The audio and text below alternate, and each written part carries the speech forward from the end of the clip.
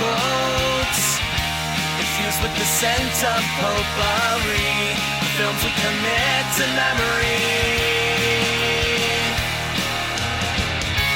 Crossing the felt ropes, watching from home on my TV, looking at all my eyes can see. They tell me I view obsessively. Hello, and welcome to The Obsessive Viewer. We're a movie and TV podcast that covers a specific topic, be it genre, trope, movie, or show, each episode. You can find more of our work at obsessiveviewer.com, and if you want to support us, if you want to support what we do here, you can become a patron at patreon.com/obsessiveviewer for tons of bonus audio content, including TV and book reviews, immediate reaction movie reviews, Patreon potpourri episodes, movie commentary tracks, and much more.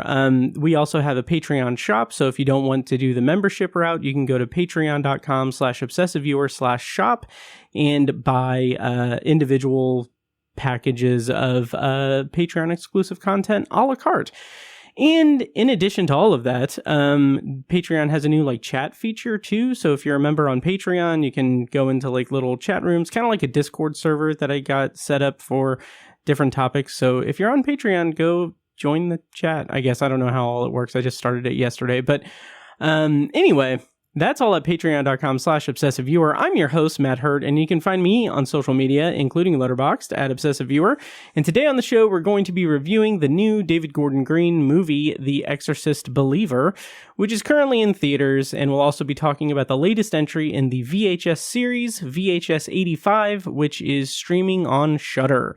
And joining me today to do that is my friend and IFGA colleague. I forgot to put colleague in there, so I just put is my friend in IFGA, Brent Leuthold.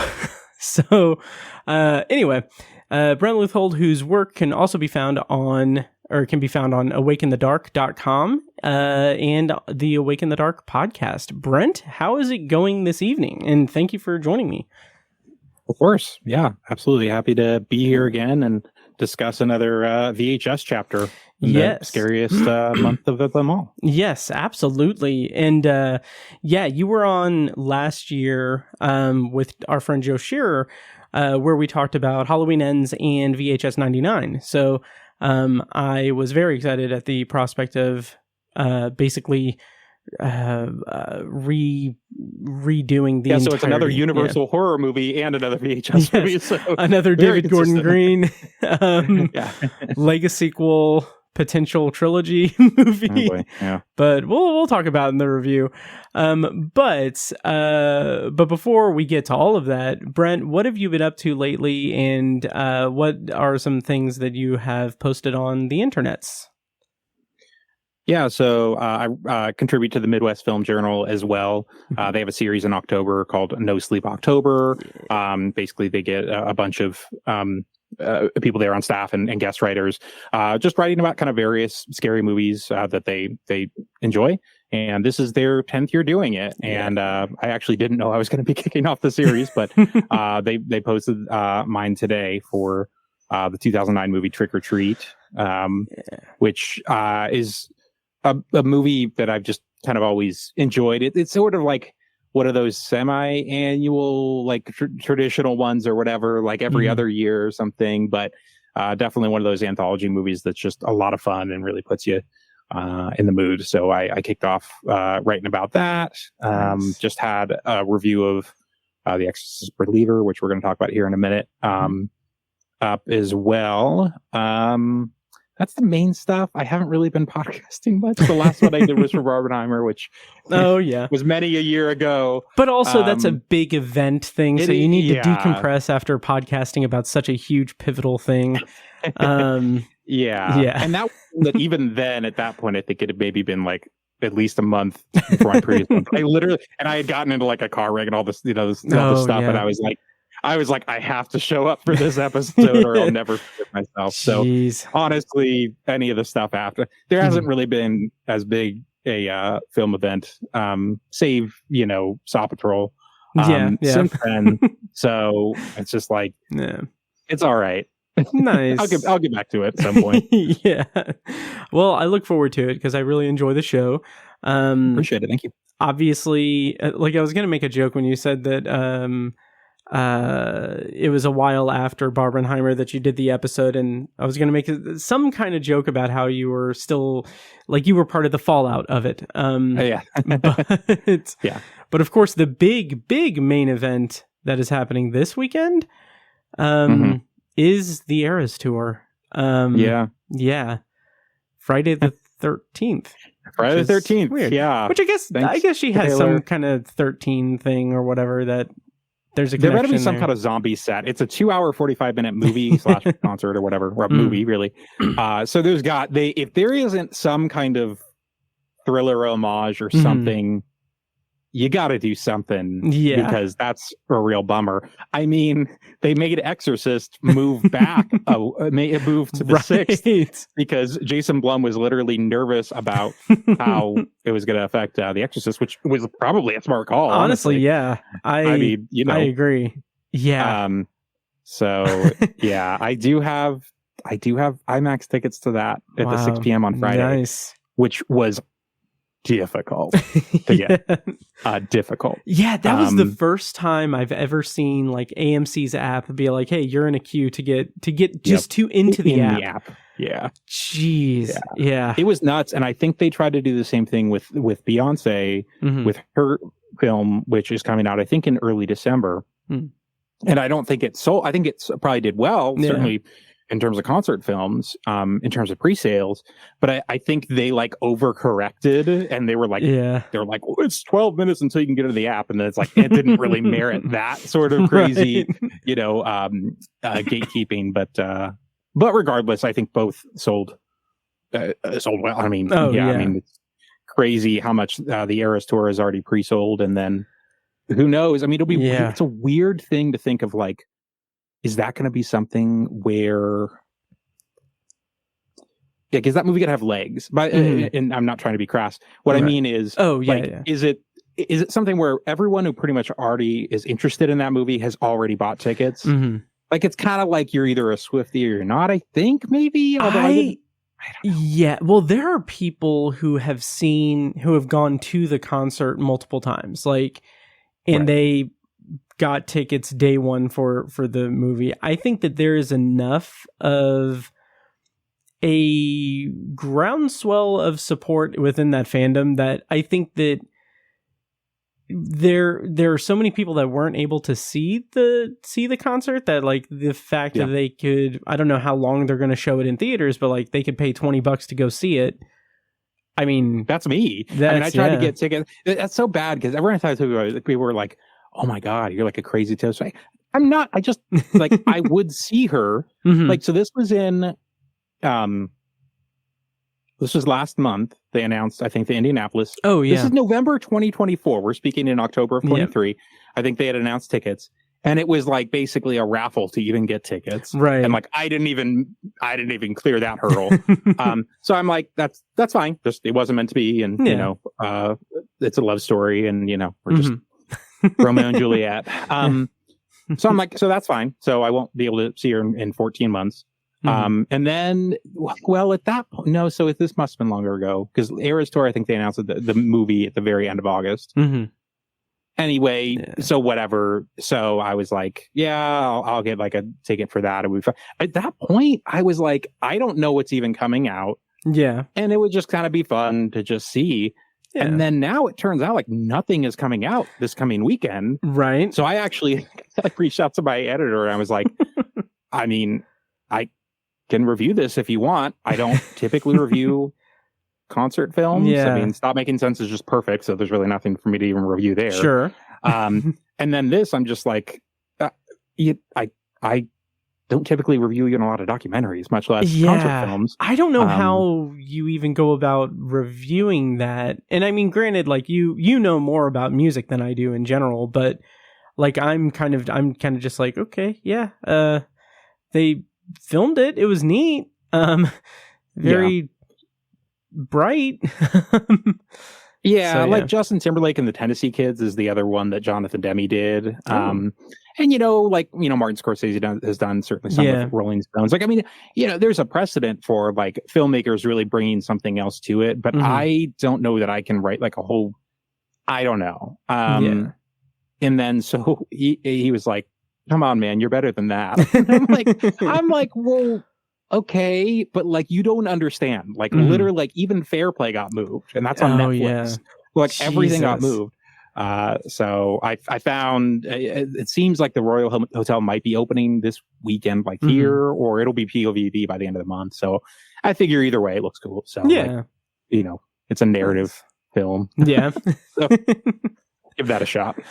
Yeah. I saw somewhere that like, cause like I'm on TikTok, so follow me on TikTok at OV Podcast, but, I'm a TikTok boy, as I like to call myself, but I've seen a lot of TikToks, like, or I saw like one where a Taylor Swift fan was like, okay, so there's been a lot of confusion about like what it's going to be like in the theater. So like I contacted AMC, and like we are allowed to like stand up and dance and sing along and everything. And I'm just like, I kind of want to go see a movie that day and like time it to where it's like near the same time, because like that's gonna be such a madhouse. It is gonna be nuts.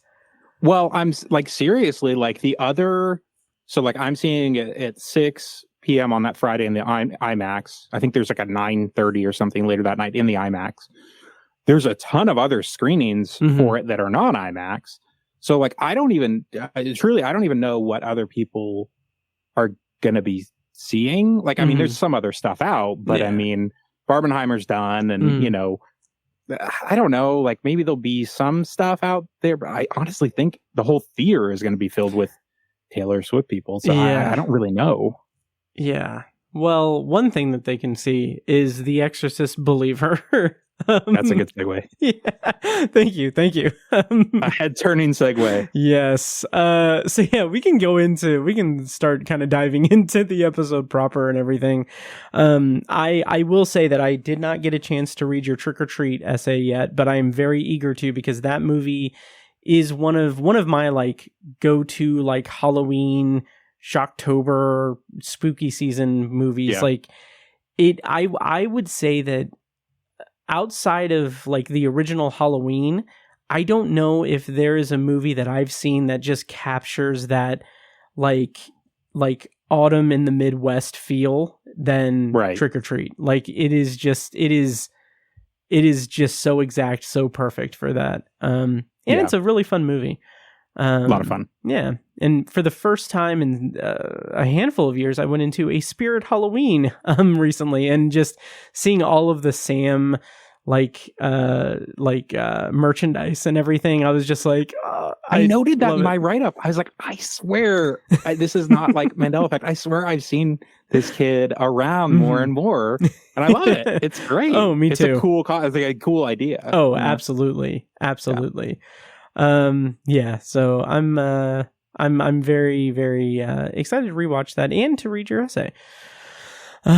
Yeah. So The Exorcist. Let's dive into our reviews tonight.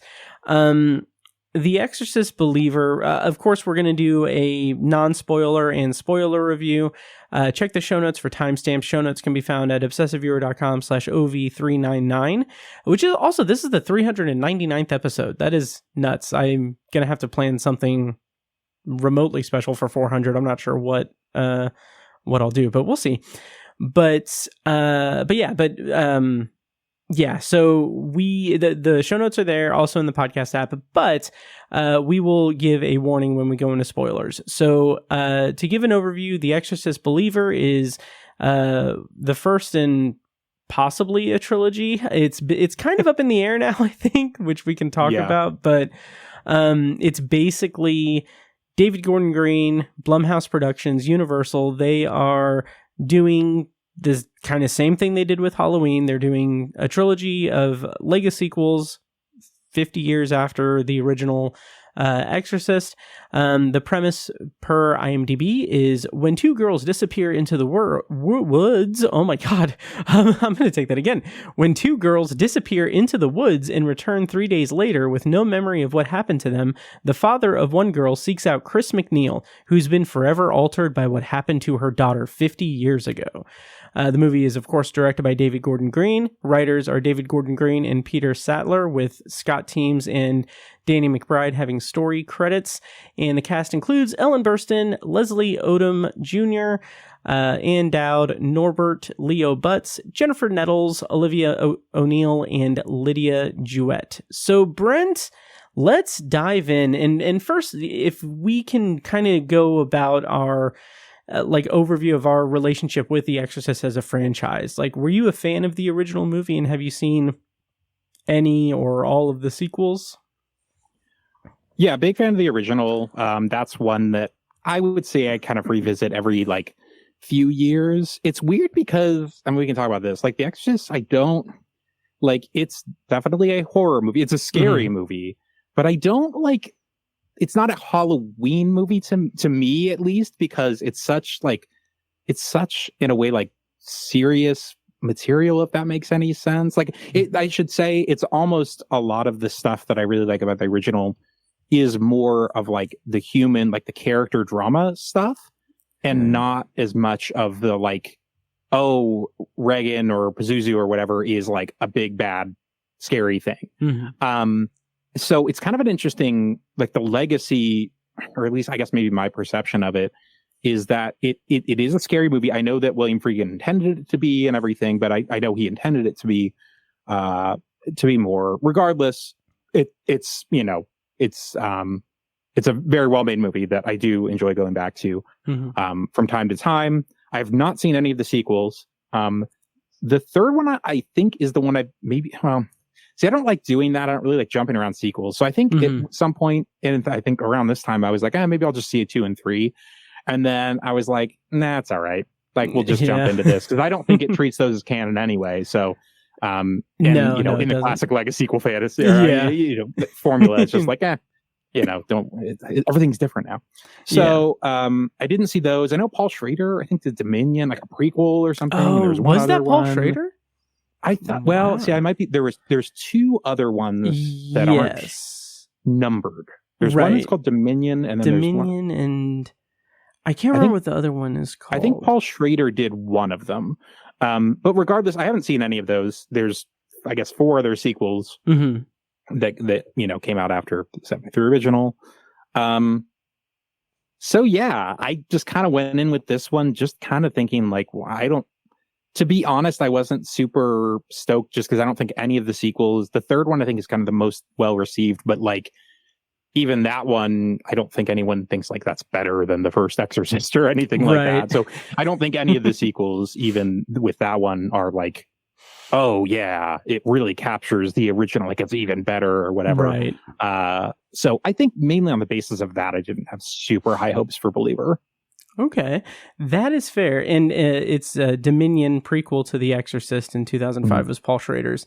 That combination of that and Dominion, or not Dominion, but that's that one. I think there's one called Exorcist: The Beginning. The Beginning, yes. Yeah. Both have Stellan Skarsgård. I think it's a weird thing where they basically shot them. There was a rights issue or something. I'm not sure exactly what the deal was, but it's a weird thing where they both came out, and it's very strange. There's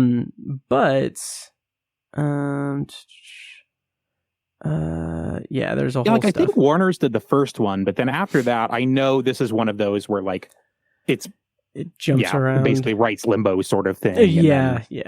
I will say that I have seen the original Exorcist maybe a couple of times. I haven't seen it since 2007, and I didn't get around to revisiting it before Believer.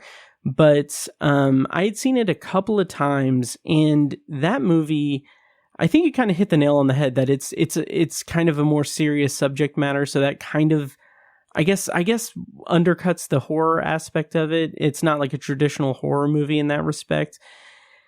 And my main takeaway, my main thing with The Exorcist is the anecdote that I said on Patreon and I've said before on the podcast, I'm sure, is that I watched it for the first time when I was a teenager in it was probably 2004.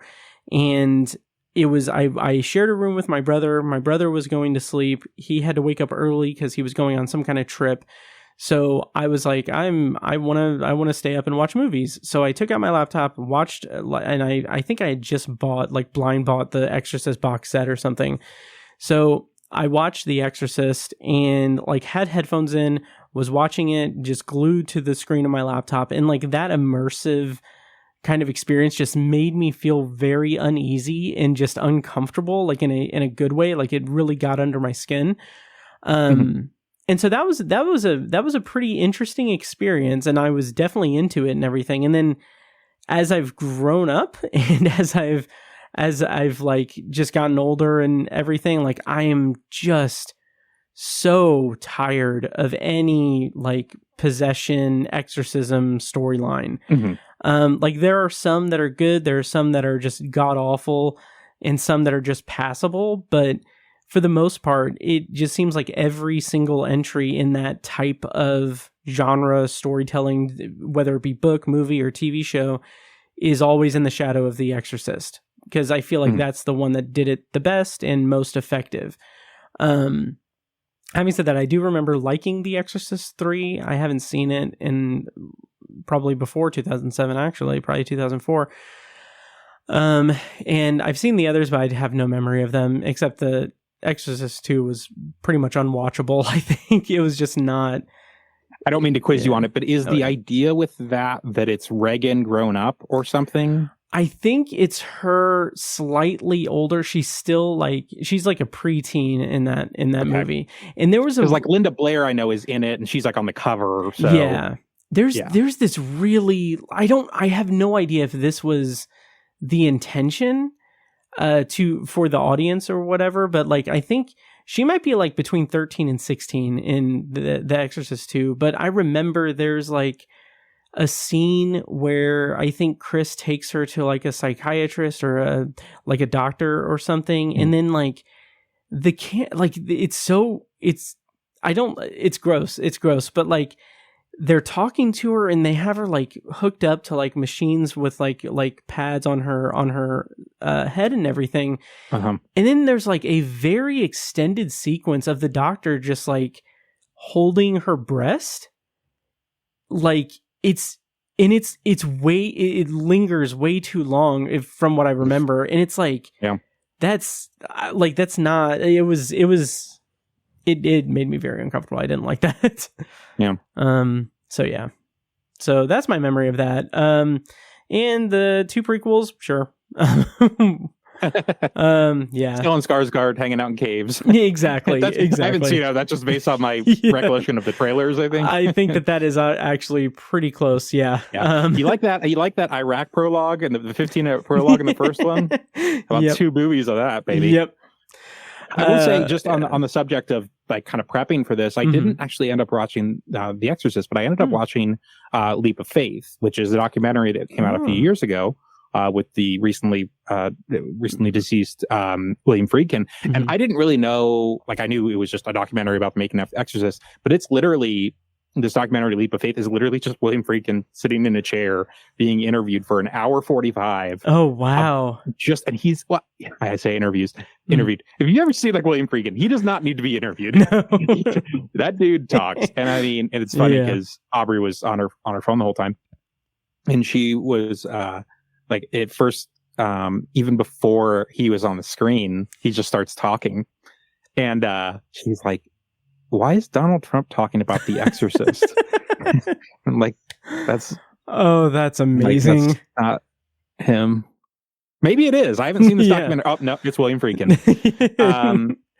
But it's one of those. I mean, he's like, it made some incredible films. I mean, he's such a fun personality. He's one of those guys that he's so confident. I think that was the one thing watching that movie, that's what's so cool about. It's like people talk about like the golden age in the 70s. Like there were just these like cocky directors who just came in and just pushed the studios and did their thing. And he was 100% one of those dudes. So it's cool. I mean, the film stands alone, but even hearing him talk about it, and there's stuff where he's just like, I don't know why I did that. I just did it because that's what I want. It was 50 years. I mean, at that point, it would have been 45 years ago. but it is kind of for the documentary for me is more just an interesting portrait of when directors just kind of roll the roost, and so it was kind of a neat throwback for me on that. But a lot of cool info on The Exorcist too. So I was going to ask Exorcist as well, I should say. Yeah, okay. Like, does he address, or is it brought up the injury that Ellen Burstyn had in The Exorcist? Like, she had like some kind of back injury or something. I'm not sure. Yeah. Okay. No, I didn't bring it up. He doesn't talk about like the sequels. I'm sure. I mean, whoever the director or whoever's interviewing him, I'm sure they have like certain questions to sort of guide him. It was pretty freeform, but they didn't. It wasn't anything too like investigative there wasn't journalism about it that was super revelatory. Whatever. Like, it wasn't revelatory or even like controversial. I think it's pretty much just him talking about the experience of making it. And again, a lot of cool info. A lot of it's really cool. Kind of like, it reminded me of the documentary De Palma. Oh, okay. You know, where that's a lot of him really just talking through his filmography. Except this was an hour 45 of him talking about one movie instead of 10 or whatever. Yeah. So that's awesome. I'll have to seek that out. Yeah. Yeah. It's on AMC Plus. Okay. Nice. So for the two people who have AMC Plus, you and me. Nice. So The Exorcist Believer, we are going to review it in non-spoilers. What were your expectations going in, and like how did it sit with you when you were in the theater? Like what was your experience, and how did you feel about it overall? I'd seen the trailer, I think, just like a few times. I don't go out of my way to watch trailers, so I had seen it a few times just sort of in the theater, and they play like Tubular Bells and everything. And I think I kind of got the sense, even from watching the trailer, that what they're essentially doing is like, this is terrible, but like the David Gordon Greenification of like another horror franchise. Like, so that's the thing with like his Halloween movies is, Universal decides they plan this trilogy. David Gordon Green's going to do all of it. I get it was a different. What I liked about that is that it was, one director. They planned the trilogy. They had an idea for all of it.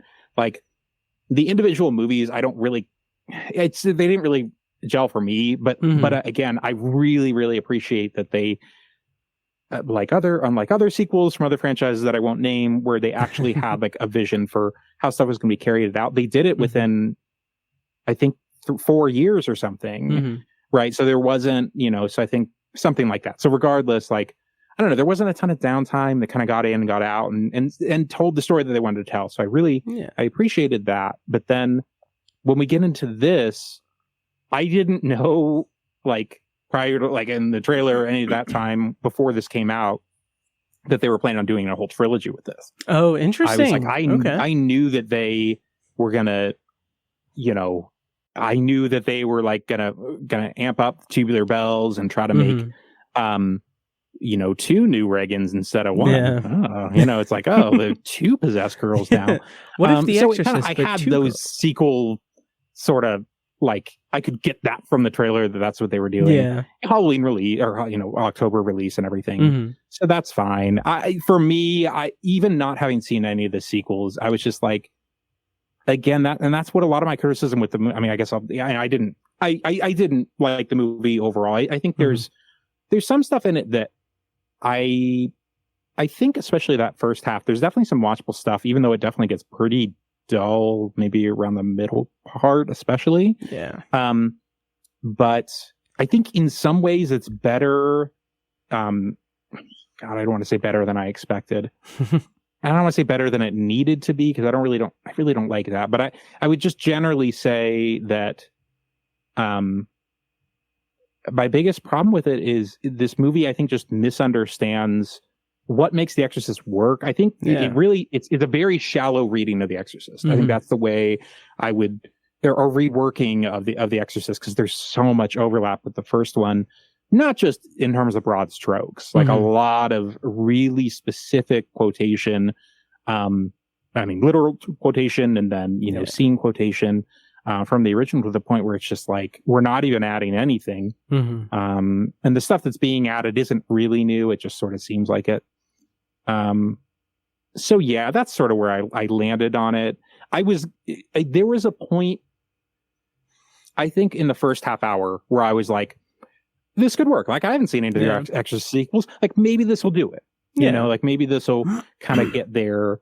And then it just doesn't. It turns into, this is the checklist. This is what everyone wants to see. Yep. Like, this is what it's like, you know, the beds are going to be wet, and, you know, we know we're going to do the biggest scene in the trailer that's, I guess, would stand as maybe the newest thing in this movie is the you know, the body and the blood thing, where you know, she says that going down the aisle church. and she's covering the blind. So anyway, like that. Yeah. I don't know. Yeah.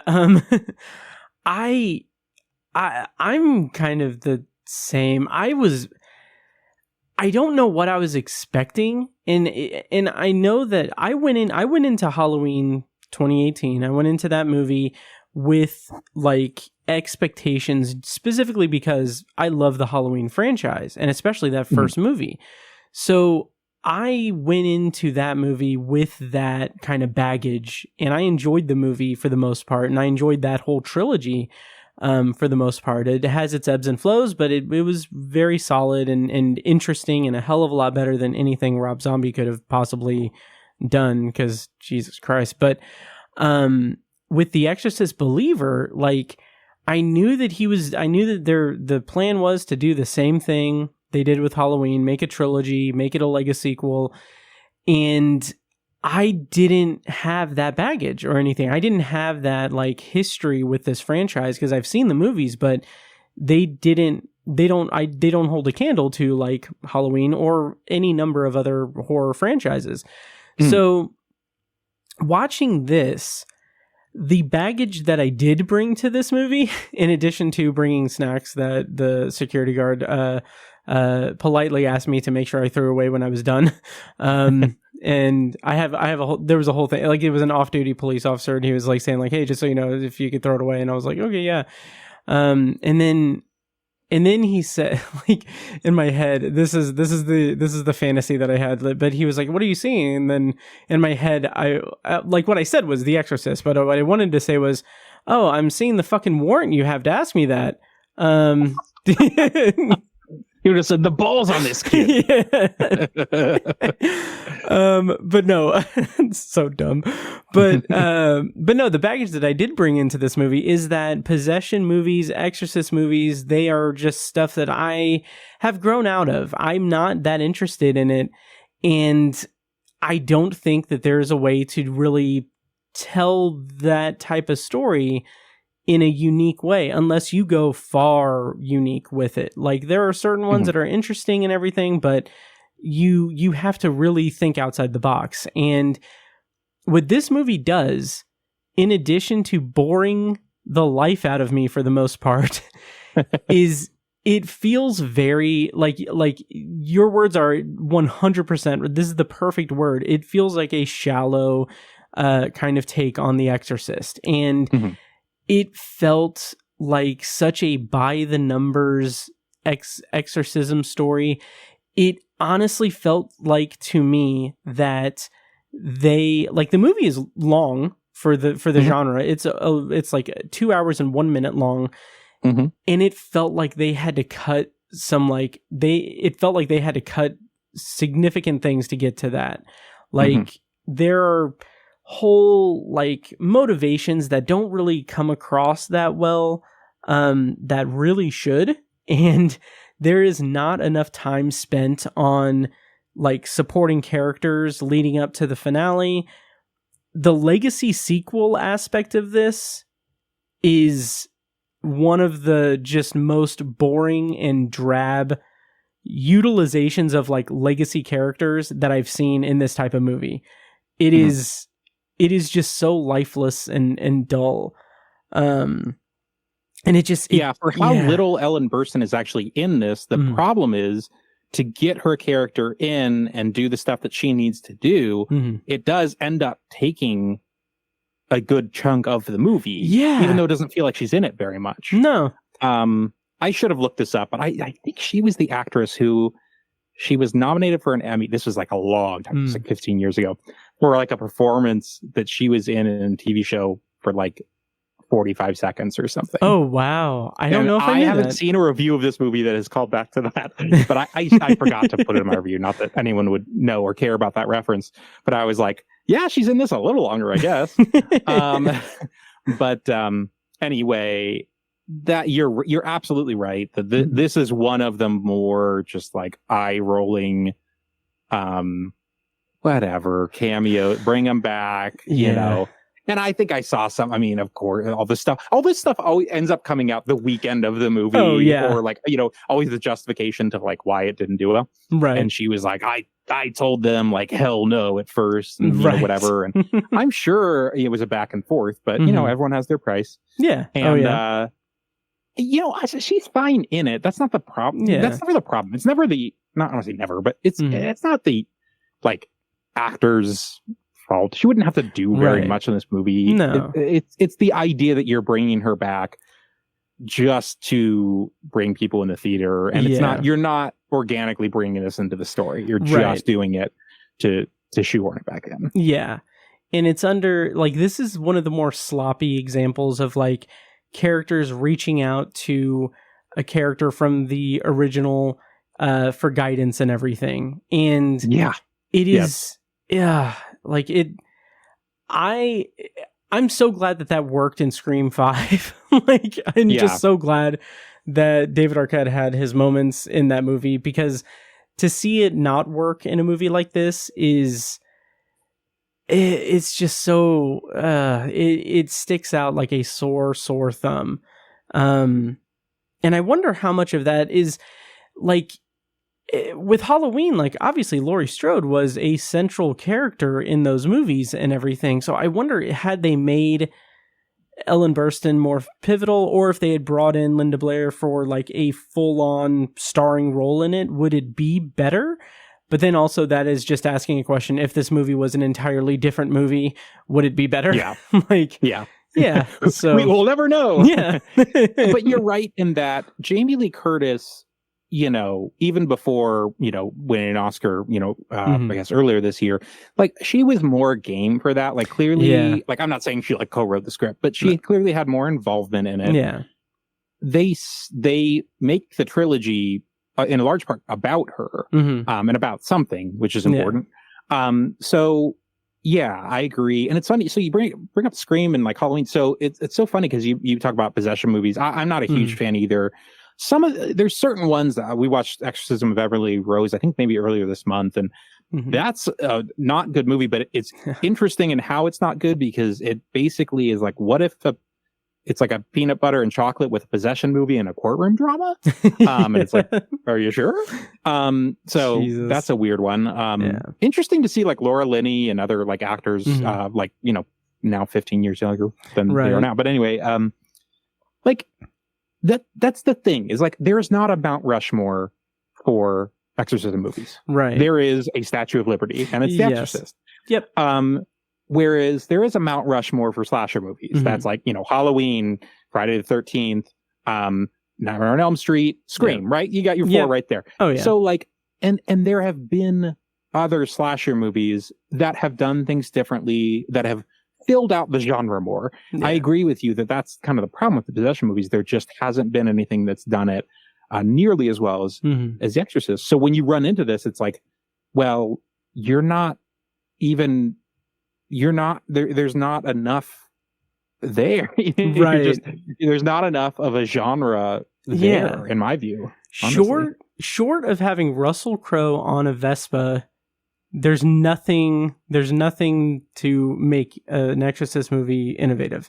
That's the thing. I mean, Pope's Exorcist, like, that is somehow, I mean, it's campy. Yeah. So you have that. And even that's better than this movie. It is. Sure. It's not that that's the better movie with the word exorcist in it, here, no question. Yeah.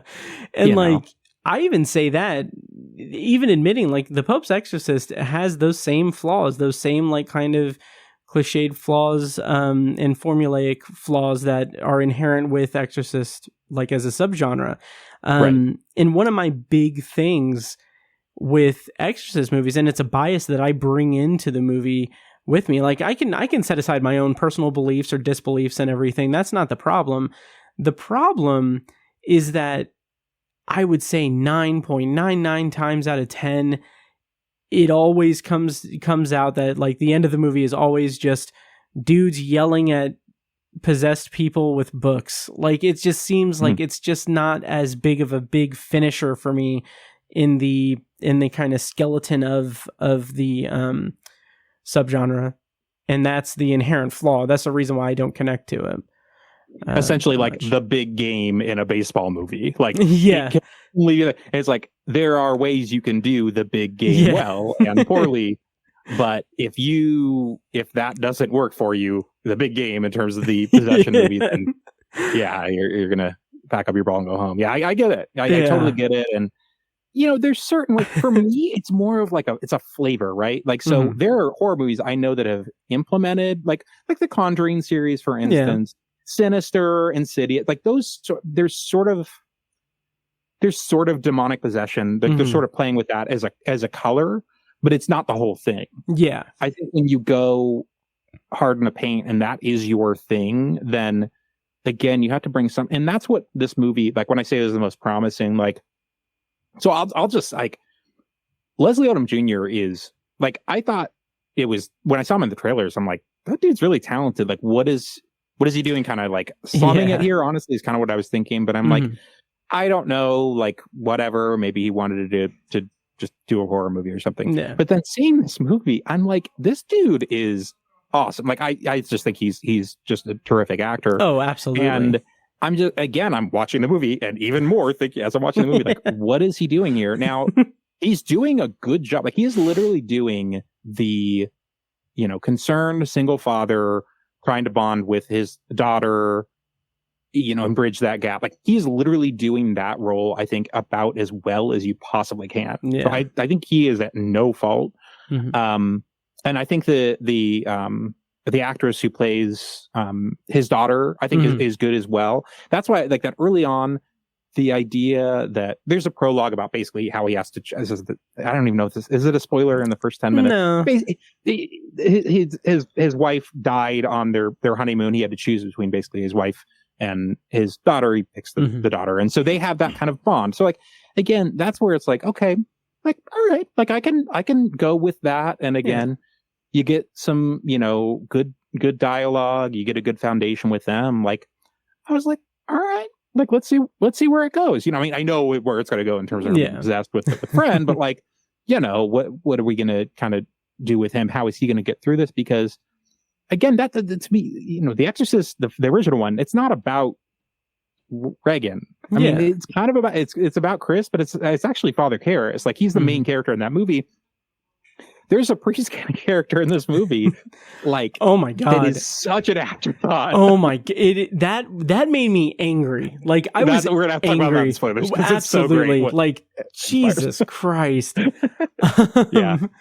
One of the big failings that I found in this movie, in terms of it being that kind of two kid possession movie, is that the movie kind of flirts with this idea of Leslie Odom Jr.'s character being kind of a skeptic and not having faith or anything, and then Catherine's parents being devout Christians, and having those conflicting like ideologies kind of come up a little bit in terms of parenting and how both like those parents and Leslie Odom Jr. deal with this situation. But like everything else in this movie, that is like a very light thing that happens. I would have loved if this movie just went full bore into that and examined like how these two sets of parents parent this supernatural situation, and make that this big thing of conflict between Leslie Odom Jr. and Catherine's parents. But like everything else, they just kind of left it on the table, and I don't know. I was very bummed by that. Because that you've pointed out what, quite frankly, like a good Exorcist sequel would be. Yeah, like that is what the movie that The Exorcist is about. I mean, there's two priests in it. Mhm. It's about a crisis of faith. That's what the whole movie is really about. It's about seeing evil in this world that you can't reckon with. Yeah. And what do you do? And when, how much of it do you let enter you and change you? And again, the thing you're talking about, like, so you're right. That's a good subtext of this movie about how there's kind of this subtext of that for me, it was a little cloying by the end, I would say. But this idea of like, hey, we're all different religions, like agnostics and Presbyterians, and like people who practice like, I'm sorry, like I don't want to say voodoo, but there's some of that. I don't want to be. Regardless, this sort of coexists like a bumper sticker. Yes. It's a very coexist movie where it's like, hey, we're all just trying to get through this together, man. Right. And like, there's a little dabbledy with that for me, where I was like, okay. And again, that's kind of where you were talking about, where that would be like, look, there's some sentiment with that might be a little cloying for me. But if it's well written, that could be interesting, because again, that's about characters, and that's about, that's about them, potentially running into each other, changing each other, that sort of thing. But you're right. This is not a movie that ultimately cares about those things. It pretends to. Oh, absolutely. It feels like, and I don't want to keep comparing it to David Gordon Green's Halloween, but I think it's apt, because that's what they're trying to do. Right. Yeah. But, and I don't know, I haven't read anything or seen anything that he's said about either movie really, but it just feels like the energy here versus the energy in Halloween feels like it feels like the person at the helm of both of those movies. It feels like that person has a strong affinity for the Halloween franchise and took an assignment to make an Exorcist movie.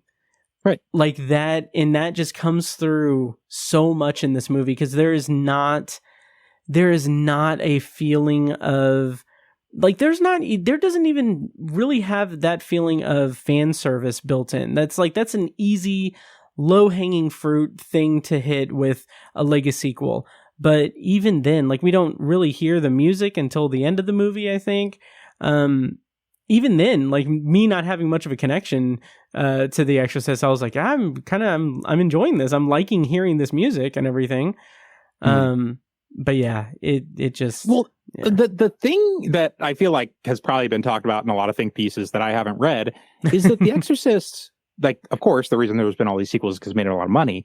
But people saw that first movie in 1973. It made over $400 million in 1973, which by today's standards is $6.2 trillion. I just did a quick calculation. And so, like, Jesus. But the thing is, like, I didn't live in 1973 quite. My understanding from what the box office of that movie is, you talk about like fan base. It's such a weird thing for me to think of a fan base with Exorcist, but you're right. That's how Universal is thinking of it.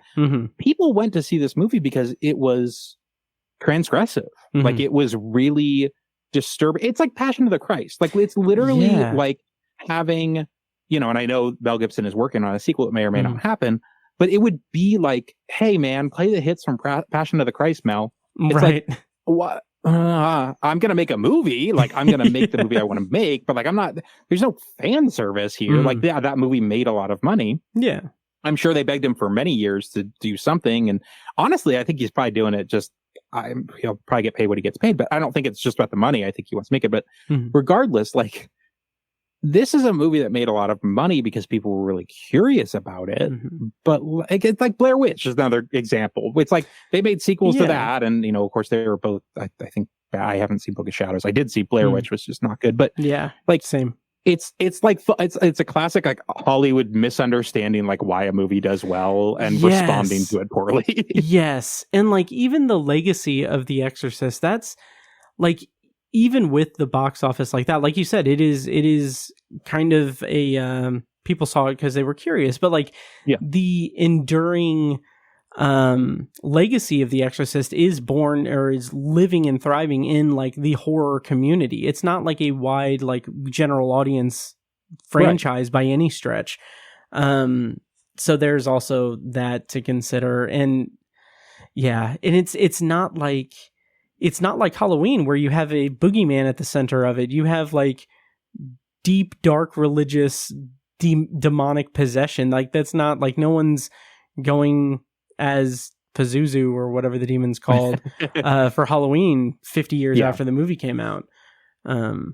It would be the original Reagan. Like there's a lot there. That's true. You could either help me. You could do it, but you don't see people do it. No. Oh, no. It doesn't have the long-lasting cultural impact of, say, Sam from Trick or Treat. Yeah. I know. That's the thing is like people need to, I think people understand this, but like people need to remember like 50 years ago, like it's still shocking, but like, the images that they show in that movie, like, so a 12-year-old girl, like, with a bloody whatever. Like, honestly, kind of forgot about that. And all the language, like a lot of that stuff was really, really, really tough. Yeah. Like, people had not heard that or seen that stuff before. Whereas now, we've seen that stuff in probably other Exorcist movies and this other movie. So, you gotta, that's not going to shock people anymore. A good movie would shock people. Yeah, exactly. A good movie with something to say. And this just feels like it's neither. That's a great point. This is a movie with really nothing to say, nothing to add to what shouldn't really even be a franchise, in my view. I agree. Do you want to dive into spoilers for the Exorcist? We got to talk about the priest in this movie. We do. Jesus Christ, because no one did. If nothing else, we have to talk about that. There's probably some good stuff in the final showdown, but other than that, I think we're going to go to spoilers. Yep. All right. Well, we're going to go into spoilers. Brent, what did you end up rating The Exorcist Believer? 2 out of 5. Same here. Or 4 out of 10. Yeah. Same here. I don't know why I always think to 10. I don't know why that's always the thing, even though it's 5 stars on Letterboxd, up to 5. Yeah. But, I was always resistant to do 5 stars. I always wanted it to be out of 10 because of IMDb, really. But then Letterboxd came and changed everything for me. So let's hope it stays around forever. Oh God. Yes, forever and I ever. hope so. Yep. All right. Well, we're going to go ahead and go into spoilers for The Exorcist Believer. I'm going to play a clip from the trailer. When we come back, we're going to be spoiling The Exorcist Believer. What did you say? I didn't say nothing. Thought I heard you say something. Hey, baby. You okay?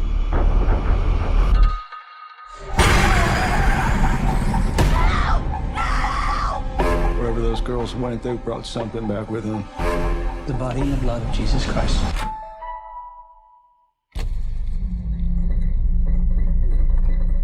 Okay, so spoilers on for The Exorcist Believer. Brent, let's talk about the priest. Now, in exorcism movies and exorcism fiction, the priest is a pivotal character, and it is so important. You're Russell Crowe's, for instance. Yes, you're Russell Crowe's. So how did you feel about priest? I don't even know his name in this movie. I think his name is Father Priest. Yeah. Yeah, I mean, this dude shows up probably, I don't know, like end of the second act, it feels like. And he's in the room with, other people, like members of the diocese or something. And they're basically like we kind of like can't approve this, or like we're going to have to send it up the ladder. Yeah. And it's like, I don't know. And this whole thing. And basically the long and short of it is he shows up to the house of the 2 girls and, their parents and all that. And basically says, I can't do it. I don't have authorization, blah, blah, blah. Yeah. Which we all love that. We love to see that in an exorcism movie. Which like, and all the other stuff in this movie is, again, I mean, word spoilers don't really matter, but literally all of the other stuff of like, one of the girls, wets herself. One of the girls, one of the girls is like, both of them, like their skin's getting gross. The fingernails, like they're like decrepit. Whatever. There's, that's the thing is like, boy, it's tough to talk about, but the church scene, like they there's like a quick intercut of one of like the daughters, touching herself inappropriately under a dress. And like, this is like a classic thing in the movie. And I know this sounds really crass, but it's like, again, they're just doing that because that's what the first movie did. Like, you could literally show other ways in which they're being possessed. Mm-hmm. Why not do different things? Like, again, that's why I mentioned the body and the blood thing in the trailer. I don't know that there's a direct analog to that in the original Exorcist, but like, that is in the trailer. Like, it is the main centerpiece of that trailer. So it's like, again, nothing about that is new. Anyway, regardless, getting back to Father Priest. So it's like, he gets like stopped at the door, basically. He's like, I can't do it. He's literally in the car, like in the car. It's so stupid. It's so and dumb. the other parents are like, along with Ann Dowd, who she's a nurse. She's sort of like the surrogate mom. It ends up sort of being. It's like the four of them, and they're like, we got to do this together, and blah blah blah, all this stuff. And so they do it. And then so he just shows up. He walks in the door, and it is such. I know this has been pointed out in other reviews, but it is such an MCU like really Avengers, like Captain Marvel showing up in Endgame is really what it is. Because it's like, what are you doing? Like, you should have been here the whole time. Blah, blah, blah, sort of thing.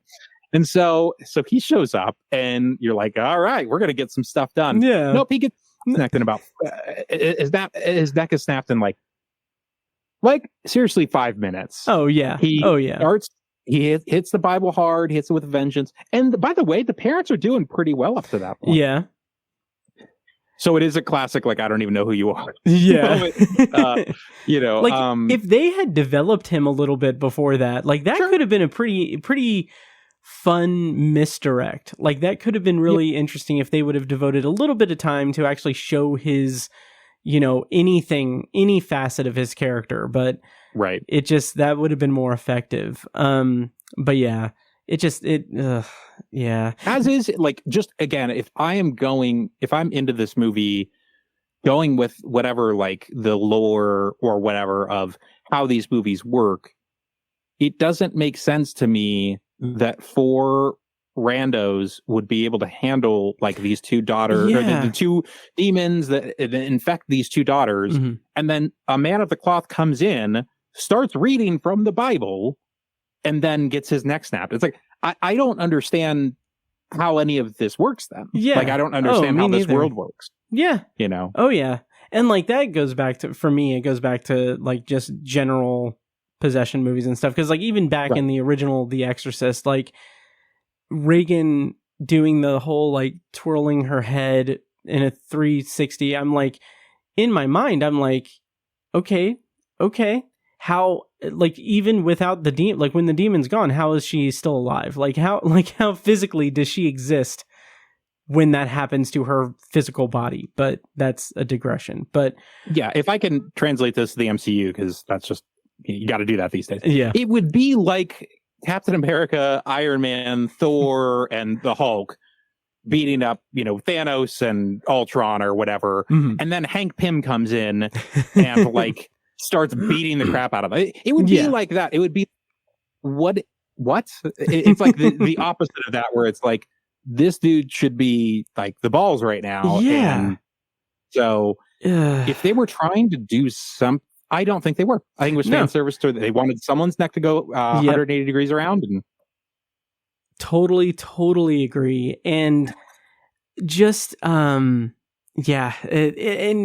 addition to that, one of my biggest issues with it was that I appreciate what they're doing in terms of the slow burn of the like first hour is mostly just is Leslie Odom Jr. is his character's name Victor? I think it's Victor. Yeah, Victor and Angela, their life and the aftermath of losing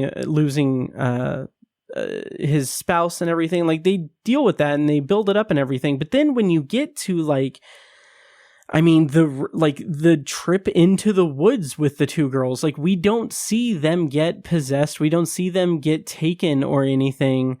And it's just it's so vanilla. It is so just shallow and by the numbers. It's like, okay, we're going to do this because you want to talk to your mother.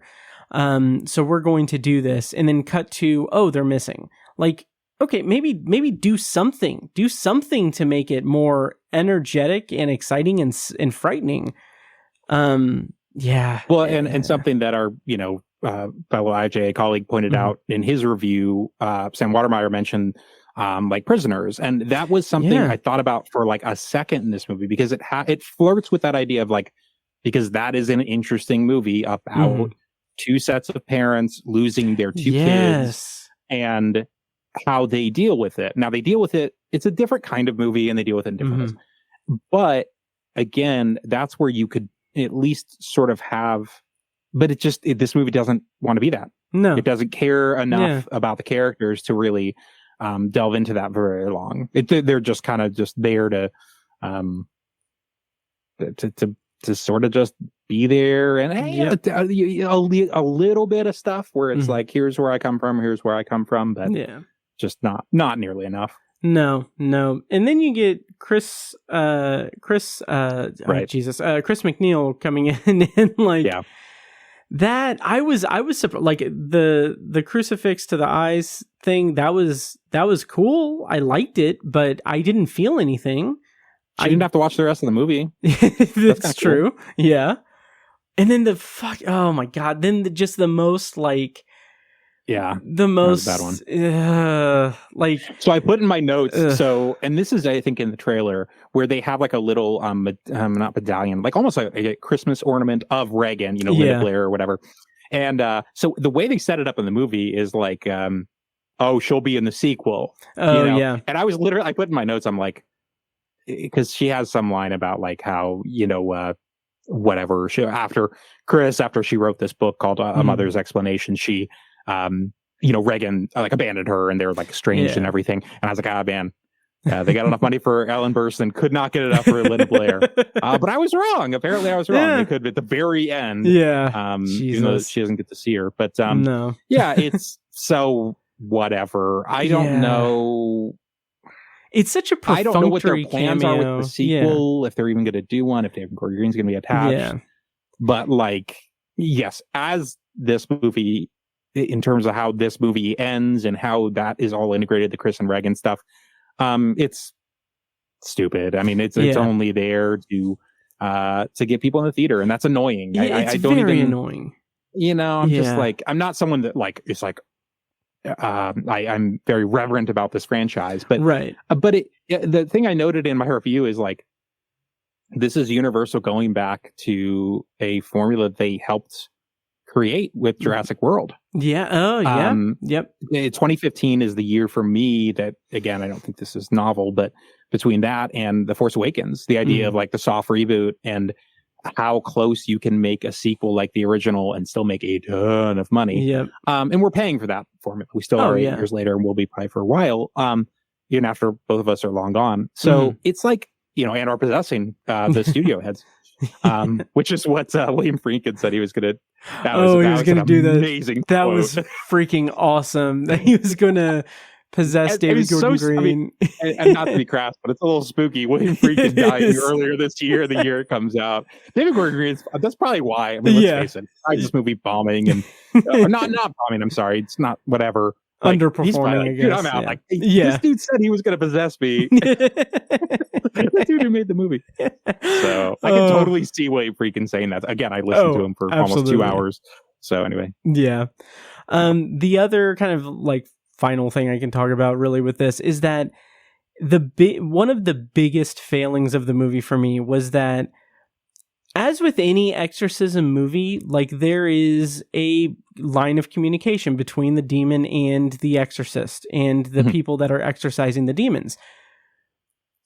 Gun to my head, there's nothing to indicate to me that this is like the same demon that possessed Reagan.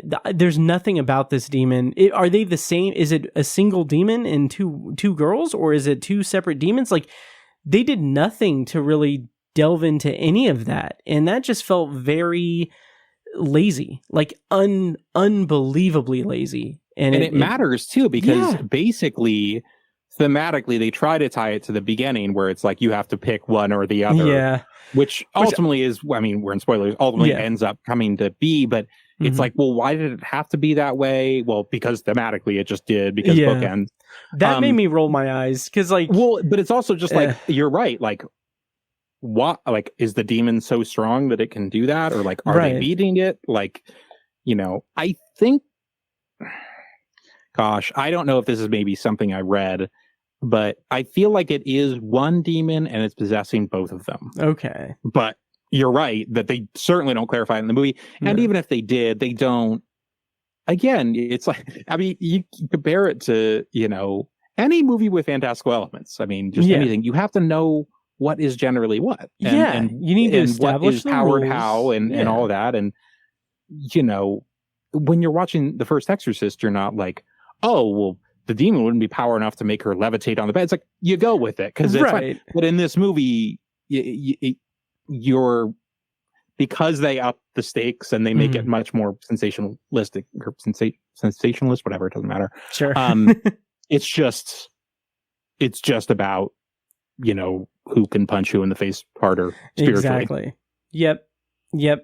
It is just so dull and lifeless. It's really boring. I mean, I mean, I feel like we have very little good to say about this movie, but it's also boring. Like, that's the thing is, it makes you realize that absent, a script where, characters and motivation matter, and, just a story that feels like it's going somewhere important, somewhere that's not just a smoke-filled room with, these two decrepit preteens. It's like, if you don't have those things, well, then you're just sort of waiting around for that. And like, that's what the round in this movie is, the boring part for sure. Yeah. Oh yeah. And like the visual effects of the exorcism and everything is fine. It's solid. It's passable. It's good. But just when it comes down to it, I just didn't care. I just didn't care about what was going on. The choice that comes into play, like that, like you said, I will play ball if you give me a reason to play ball. Like if you give like a reason as to why they're doing this, because like it just seems really weird that it's like, okay, we're like, if we're following all the rules of all the exorcism like stuff that's happened before and everything, like what we are not doing is going to bargain with the demon. Like that's not how it works. That's not how any of this works. We don't negotiate with demons. Exactly. And like this demon isn't playing fair. That's not cool. That's not cool. Yeah. Jesus Christ. Like I just imagine them being like, no, okay, I choose you, and then it starts going on. And they're like, wait, hang on. I had my fingers crossed. You've got to do both of them. All right. Why is Harvey in this room? Oh. Rachel's in the other. Oh, he switched them up. Oh, that's great. Classic demon Joker. Oh yeah.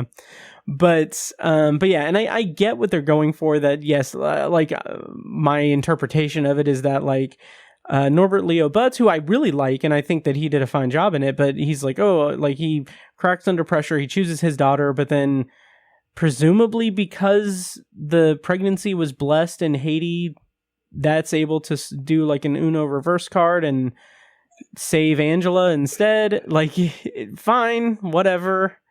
I did not know what was going on. I figured that only one of them would live, and I figured probably be Angela because we know her character more. And right. So yep.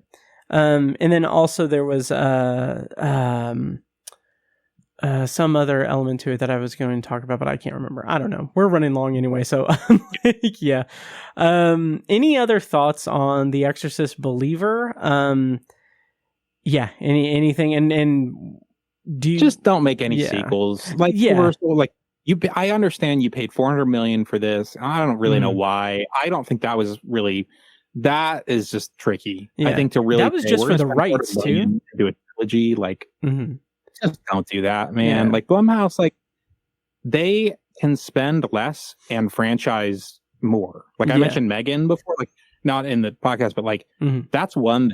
Of course, that movie cost nothing to make, made a ton of money. They are going to make sequels to it. I know they are franchises, but like just do that again. Like the Blumhouse their formula still works, but I don't think this is the formula applied well at all, because they Universal ended up paying the bill, but like, they paid big for the rights. The actual movie itself didn't cost a lot, and they could make a couple other sequels on the cheap, but they're not gonna make that investment back. I really don't think. Yeah, I don't think so either. I don't see, like, I don't know why they would put so much effort into a finite Lego sequel trilogy again, when they have, like, and I don't know all the rights issues and everything, but like, The Invisible Man was good. Like, build that out. Do an actual Universal Monsters shared universe and do it right. But yeah, which that also reminded me that this was the first time I'd seen a Blumhouse movie in the theater in a while. And like, I just completely forgotten that they have their own little like MCU opening thing. Yeah. Like, all right, with the Purge and Michael Myers, and probably a couple other things I don't know. Yeah, I can't remember. Are any of Jordan Peele's stuff in those technically? Oh, I don't think they would be though. Well, anyway, I don't know. Yeah. So go back to the floating chair, the floating upside down chair in the creepy room. Yeah, exactly. Yeah, because that's super moody and interesting and scary. I think I actually said last year, I like that production logo. I think I'm going back to saying, no, just go back to the chair with the spinning chair in the room. A lot more atmospheric. Yeah, absolutely. I'm doing a flipsy flops.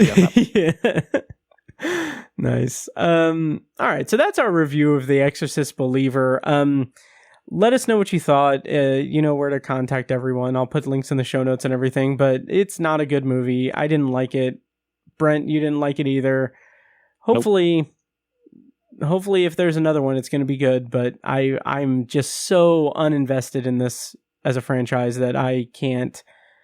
I'll have to listen to this episode instead of rewatching Believer before it comes out. So yeah.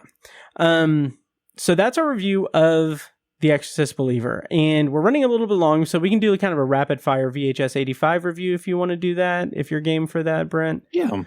Let's do that. Okay, so we're not going to spoil it. We'll just kind of talk in kind of broad terms overall, but I'll play a clip from the trailer to bring us into it. So here's a clip from the trailer for VHS 85, and then we will review the movie. We bought a video recorder, and that's when I had the first nightmare. I don't think that you know what you're dealing with. Give me that camera. I started seeing these images. I recognized them. Recognize them from where? Want to tell me what's on this? Is that Beta? Yep. Nice. All right, so VHS 85 is the sixth installment of the VHS franchise. It's the third installment that Bloody Disgusting has produced and has been produced for Shudder. The premise, according to IMDb, is unveiled through a made-for-TV documentary. 5 tales of found-footage horror emerge to take viewers on a terrifying journey into the grim underbelly of the 1980s. So, Brent, I don't really remember what all we said about VHS 99 last year when you were on the show, but how do you feel about the VHS franchise, and how did you feel about VHS 85?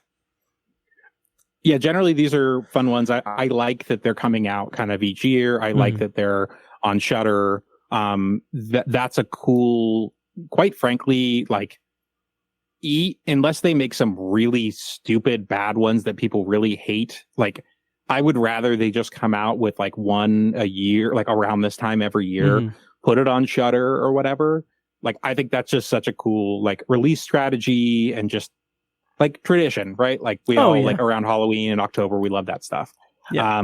Appointment viewing for horror heads. So, so yeah, 99, I liked overall. I really liked the Aussie's Dungeon segment that Philo directed, which is so like great. Really demented version of basically like Legends of the Hidden Temple. Where it's sort of like a revenge sort of plot kind of born from that. Just really twisted and funny. That was definitely my favorite of those 5. The rest I thought were pretty good, but that was like by far the standout for me. And yeah, there's other ones. Overall, I think this franchise is just a lot of fun. And if you like anthology movies, it's just, it's cool. Like, I think this is doing it better than like other kind of one-off I think they found a good rhythm for stuff Yeah. overall. And I think their idea of like in this one too, we see with like David Bruckner, who, you know, like started out in some of the early ones, and Scott Derrickson, you know, who have gone on. The idea of like bringing people who have kind of made it to the big times now of horror, kind of coming back to this franchise, but then kind of bringing new voices in. Like that's a cool, that's just a neat thing to see, like in this community. I think that's really cool. So yeah, that's just generally, I would say 85 for me. I didn't like as much as 99. There wasn't any that I really felt as strongly about as something like Ozzy's Dungeon, either good or bad. I sort of felt like they were generally like about the same kind of quality. The ones that I liked the most were basically 1 and 4, which we find out this isn't really a spoiler to say that 1 and 4 are connected. Right. That's not a spoiler. No. I won't say how, but basically they're essentially 2 parts of a similar story. Those are my favorite. The first one I will say is basically these sort of 7 young people, whatever, going to the lake and water skiing, and then kind of tragedy ensues from there. Yeah. And then the second one is basically the similar kind of story seen from another perspective. Yes. I guess I'll leave it at that without, going into spoilers. I like those 2 just anyway. I like the payoffs that you get in 4 using the information from 1. Yeah. That was to me just the most interesting story, just in terms of the way there's kind of like a sort of like a death cult, or really like this a cult sort of aspect of the 4th one that I thought was really cool. The first one has sort of a very like Friday the 13th thing where you go on to Camp Crystal Lake and and that sort of stuff. So that's sort of cool. So I like those the most. The other 3 were just, I liked parts of Dreamkill, which is the last one that Scott Derrickson did. There's aspects of that reminded me a lot of Sinister, which is my favorite movie of his. And, he went on to direct, I mean, that movie came out 10 years ago, but regardless, there's parts of that sequence that reminded me of Sinister, and I did really vibe with those. Nice. So it's sort of, to me, like, those are the ones I really liked. The other ones I was sort of on, so it's just sort of like mixed bag. Yeah, as with any real like anthology movie, it is kind of by design going to be a mixed bag, and they're not all going to be great. But I think I basically fall under the same thoughts as you do. Like No Wake and Ambrosia, the 2-part ones, sort of the connected ones, those were really good. We won't go into specifics about this, but you had messaged me when you were watching it, and you mentioned that there is a Stephen King reference in that. And the first one, yeah, and like when I saw that, like I like in the context of it, I kind of just rolled my eyes a little bit, because it felt like, well, no one would talk about nobody.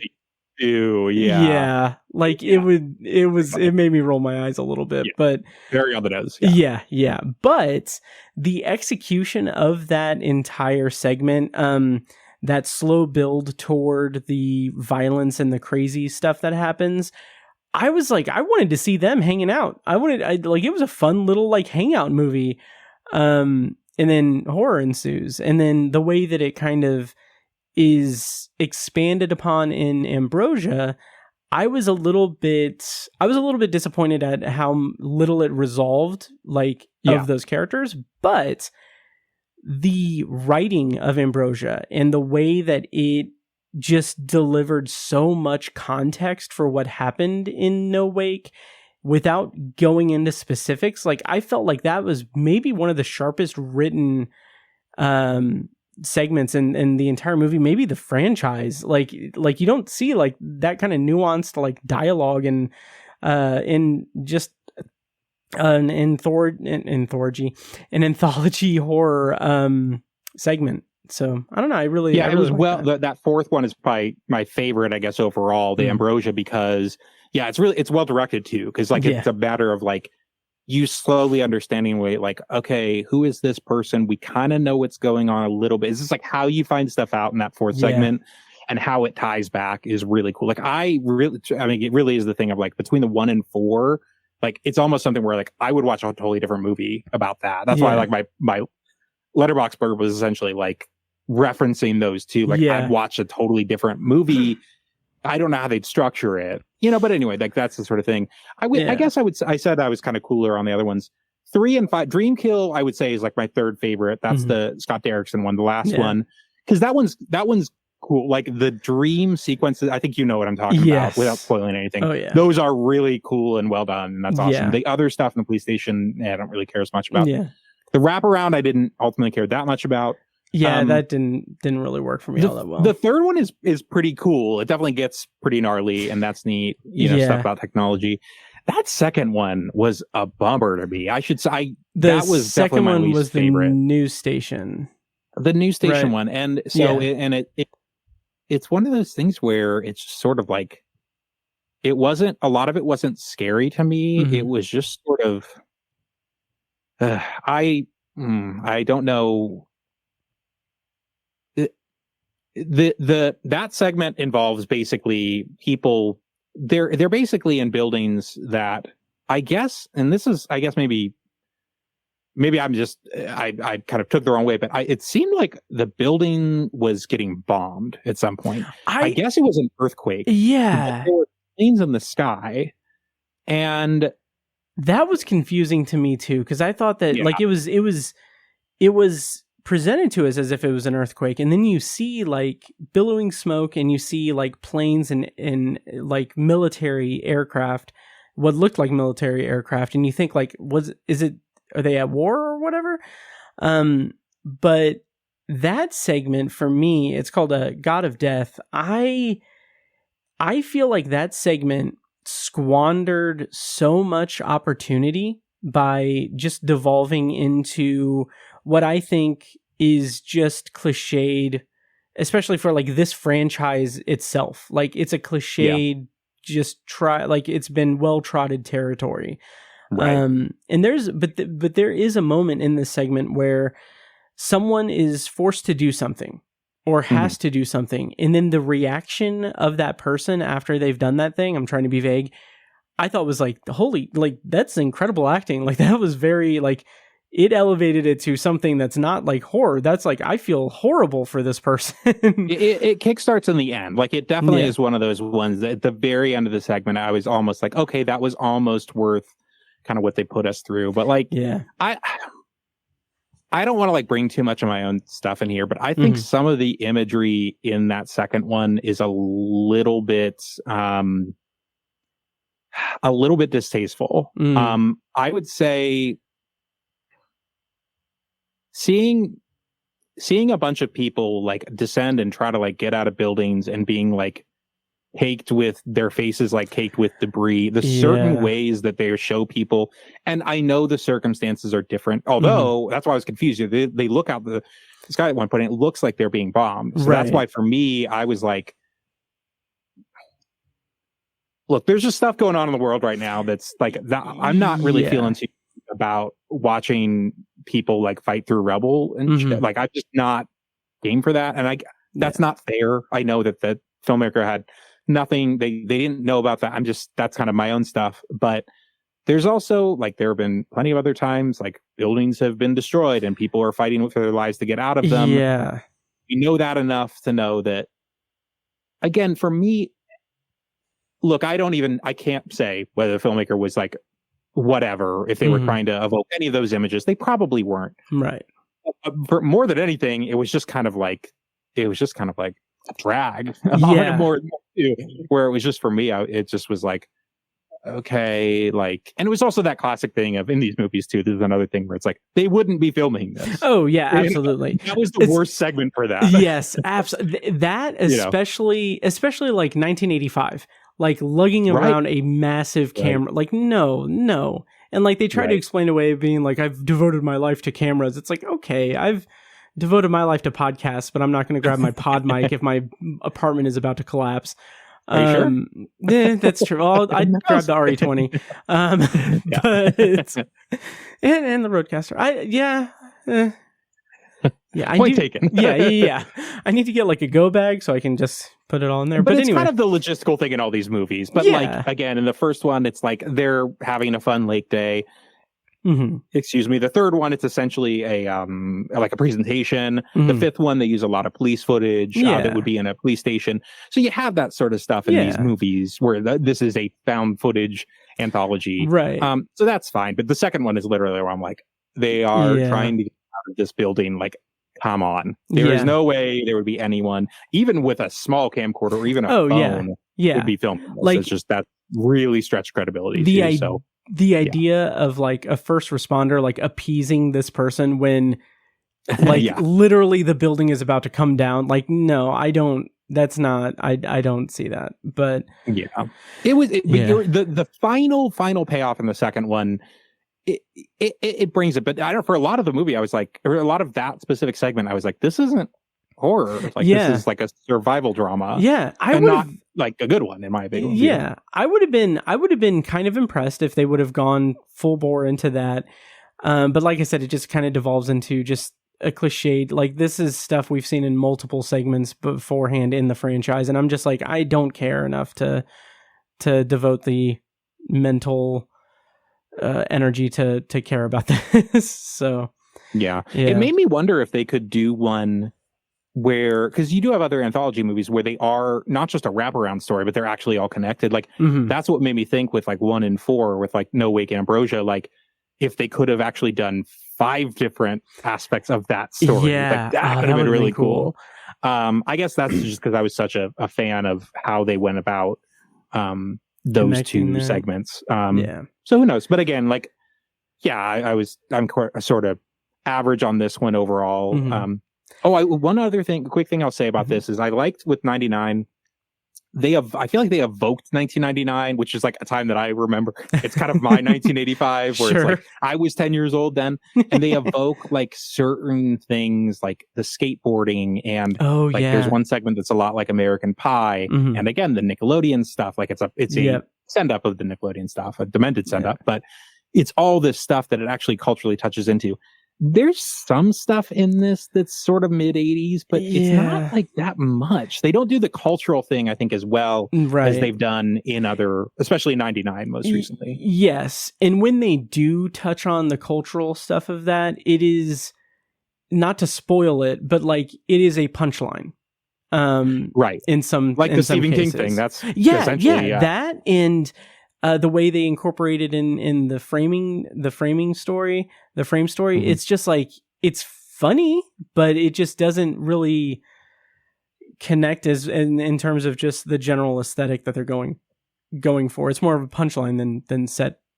Yeah, that wraparound is essentially sort of like a Stranger Things sort of riff. Yeah. And it's like, by way of like really unsolved have to mysteries do with the mid 80s. That just has to do with a show that takes place in the mid 80s. A lot of people like. Whereas 99 again is taking actual things that people remember from the late 90s, like turn of the century or whatever. And like Pokemon. It's like, I mean, again, those are just sort of one-off lines, but again, the idea that those characters, I didn't really get that much of a mid 80s flair from this. No, me neither. My least favorite segment in the entire movie is the TKNOGD. The VR headset thing. Like I appreciate the minimalism of it, I guess, and the visual of like at the end, the payoff of like the gore at the end was pretty rad and fun. But even then, like they try to do like an 80s vibe, but then they just turn it into like a silly like wink at modern audiences, and like the whole the joke that they do in the thing with the headset. I'm like, come on, like it's funny one time, 7 times, like we get it, like it's fine. The name of a device, is that what you're getting at? Yes. It's just I thought that was clever the first time, and it's like they're still doing it. There's kind of Tron in that, which is like an interesting one, because that's of course not a horror movie, Mm-hmm. but like that's sort of in the VR scape that they're sort of evoking. Mm-hmm. But again, it's like, okay. Yeah. I just thought of during that whole time, I was just thinking of the VR supermarket sweep sketch, and I think you should leave. Oh my God. That's so funny. And that's a scarier segment. It is. It absolutely that's is. scarier. Yeah. I don't know how to move the body. Yeah. Yeah. I agree.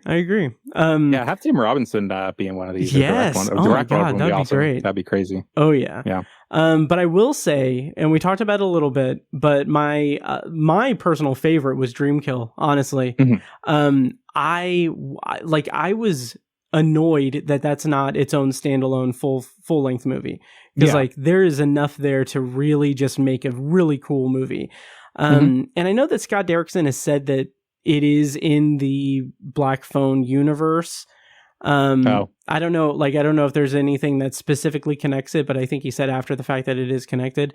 But I just love the concept, this concept of police getting videotapes of murders a week before they happen, and then having to work that out. That is a killer freaking premise. I love that premise.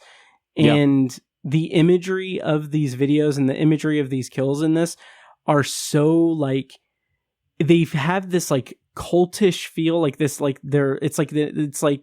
quick cuts and very, very just disorienting imagery that's cultish or occultish. It's fantastic. I loved it. Yeah. Yeah, those POV style. It reminded me of I think what he was sort of evoking is the home movie segment scenes from Sinister, which still really, really hold up well. So yeah, that was my favorite part of that. Yeah, just the way the actual stuff at the police station, I didn't vibe with as much. But if it had been somehow, if those two had kind of worked, Dreamkill is definitely solid as well. That would probably be my third favorite, I would say. Honestly, that's a weird thing with this movie is you could maybe make 1 and 4 their own movie and 5 its own movie, and then just scrap 2 and 3. Yeah. Oh, absolutely. have Neil Blomkamp do short films of 2 and 3. Yeah. Sell the rights to the framing story to the Duffer Brothers. Sure. Love it. Yeah. But I hope they make more of these movies. Like you said, I think it's a fun annual thing that they can do. I think that throw it on Shudder for October. I will watch every single one that they put out, and it's fun. It's just that's the end of the day. It's fun. I rated it 3.5 stars on Letterboxd. What did you end up rating it? I did 2.5 out of 5, but nice. I think I gave 99 3 out of 5. So that's a classic thing of I don't know. Maybe I need to see more, assess more anthology movies, and everything is 2 out of 5 seems really generous for Believer, given that not to go back to that too much, but that Halloween trilogy, I think I gave each of those 2.5 out of 5. But looking back on it, I'm well, that seems much more creatively accomplished on a whole as anything in Believer. So that's where I almost have to go back and be well, try to bump up Halloween 2018 to a 3 or something. Yeah. I know I think about that stuff too much, but that is our cross to bear. It is, isn't it? Yeah. Yep. All right. Well, that will just about do it. I think we went over our time a little bit. I apologize for keeping you. Oh, no worries. But Brent, first of all, thank you for joining me. This has been a blast as always. Of course. And why don't you go ahead and tell people where they can find you online on the social medias, and where they can find your writing and podcasting and everything? Everything is probably easiest to find on awakeinthedark.com. That is my Facebook, which I think is Awake in the Dark Reviews. My Twitter X is AITD Reviews. I'm on Instagram and Threads now, which I guess are both in the meta whatever. So those are both tied to Facebook. So that should all be Awake in the Dark Reviews. I don't think I have my Threads even on my website, but the Facebook and the Twitter X and the Instagram are on there. You can find podcast stuff wherever you listen to podcasts, and all the Midwest Film Journal stuff is on there, and Nice. and all that. Awesome. And let's see, I'm Awake in the Dark on Letterboxd. Perfect. And I'll put links to all this in the show notes. So I shouldn't have, I forced you to go through that whole rigmarole, but you can find it all in the show notes of the episode. And I'm on OnlyFans as After Dark. Nice. I'm just kidding. Please don't, anyone who's listening, go to that, because it's not me. Yeah, go and make sure you lock down the username Still Awake in the Dark, and then we can sell that to Brent. And Yeah, I haven't. My social media reach is not quite that far yet. Yeah. We can only dream. So for me, you can find me at Obsessive Viewer on all the things. Check out the other shows, Anthology, Tower Junkies, and check out Patreon. I'm putting a ton of stuff on there.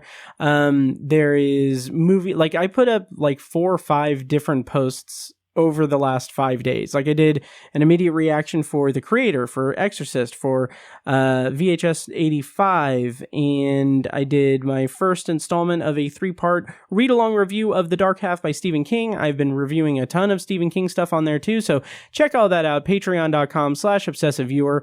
You can pledge at a certain tier level and get access to everything, or you can go to the shop and pay for things individually. Like I have collections of all of my read-along reviews for all the Stephen King books, all the Stephen King books I've covered, and commentary tracks and all that. So anyway, that's at patreon.com/obsessiveviewer. Brent, once again, thank you so much for joining me, and I look forward to reading your work and reading all of the fun essays that are going to be on No Sleep October on Midwest Film Journal. Mine is posting on Halloween, so I'm excited about that. Yeah, that's prime real estate, baby. It is. It cost me a pretty penny. I had to grease the wheels a little bit and bribe. Yeah. And there's a cough. So yeah. That'll do it for this episode. Thank you guys so much for listening. I'm going to go ahead and start playing us out. Brent, once again, thank you for joining me. It's been a blast. And we'll have you back, hopefully for movies we're more passionate about next time. So that sounds good. Yeah. Look forward to it. Nice. All right. Well, I'm going to let this music fade out a little bit, so I'm going to vamp. So thank you guys so much for listening, and I'll see you in the next episode. Episode 400 is the next episode. Nice. See you guys. And now, enjoy this short clip from our Patreon exclusive RSS feed. For the full clip and more exclusive Patreon content, such as early access to episodes, TV, book, and movie reviews and reaction recordings, commentary tracks, and Patreon potpourri episodes, go to patreon.com/obsessiveviewer and become a patron at the minimum rate of $1 per month. Thank you and enjoy. When the main crux of the drama and suspense is a maniacal slasher who is killing multiple people, you kind of have to do something to make that suspense really ring true. And I mean, it's admirable the way that at least that first sequence is done. Like, it's fine, it's admirable, but it also is incredibly derivative. Like, it's even derivative from like 2022's Scream. So like even recently, within a year and a half, it's like it's kind of copy pasting from that a little bit. And this podcast was edited and produced by Matt Hurt and presented by ObsessiveViewer.com. You can find links to all of our shows at ObsessiveViewer.com/podcasts. For exclusive bonus content, including reviews, commentaries, and B-roll episodes, you can subscribe to our Patreon at patreon.com/ObsessiveViewer. Thank you so much for listening, and we'll see you in the next episode.